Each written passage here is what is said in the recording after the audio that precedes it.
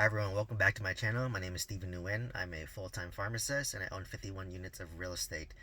So today I want to talk about how I sold my mobile home park using creative financing. So I bought my mobile home park with creative financing. So what happened was I bought it for $1.1 million and I put down $100,000 and the seller financed me the deal. So they carried $1 million note at 5% interest only for over a 5-year term. So when you do seller financing, it's a lot easier to buy it because you don't have to have a lender involved.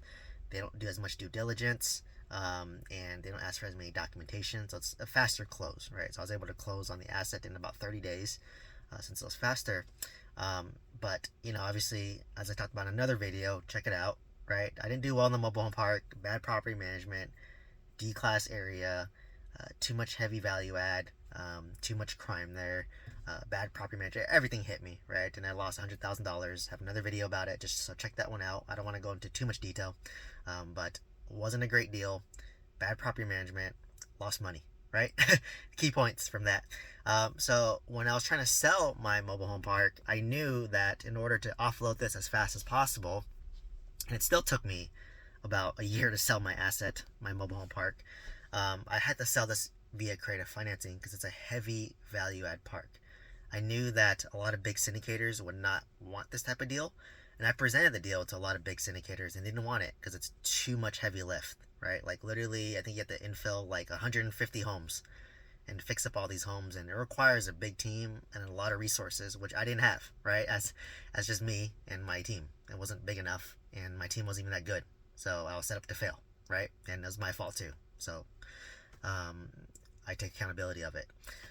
Anyways, I was basically trying to pitch it to big syndicators, hoping they'd want to bite, and maybe they owned a bunch of mobile home parks in Alabama, and like, okay, you want to add this to your portfolio, and it has potential, right? It definitely has potential, but it takes a certain type of investor. And they said no. I was hoping they'd buy outright. I was hoping that, hey, you can assume my seller finance note, right, of $1 million at 5% interest only, which is a great interest rate, right? It's a very good interest rate, and I think at the time, primary residence single family home interest rates were like 7-8%. So 5% is amazing, right? It's actually pretty good. That's how much, like, I think SoFi Bank pays right now if you just have money in a savings account.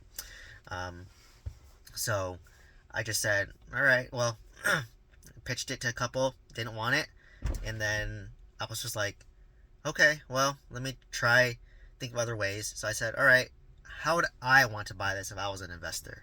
So I said, all right, for me, what's attractive to me is low money down, and then great interest rate.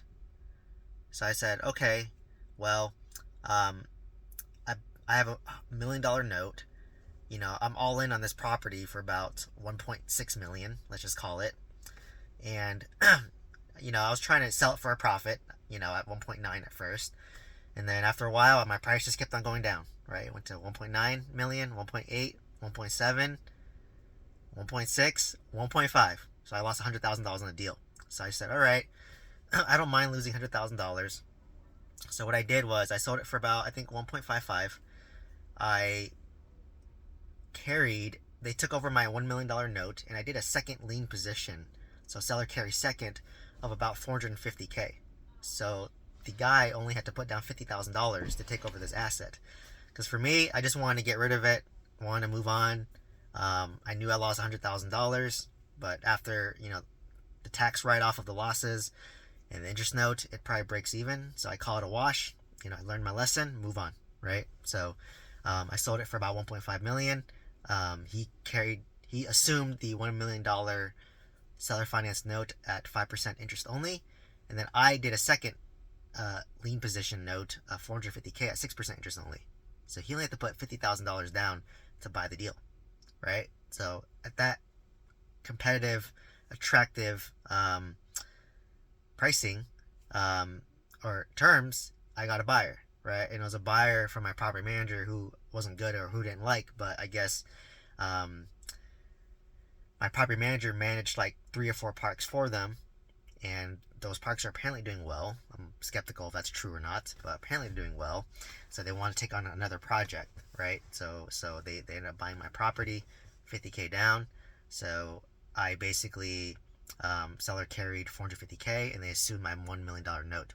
So And also what I did was I deferred interest for the first 6 months.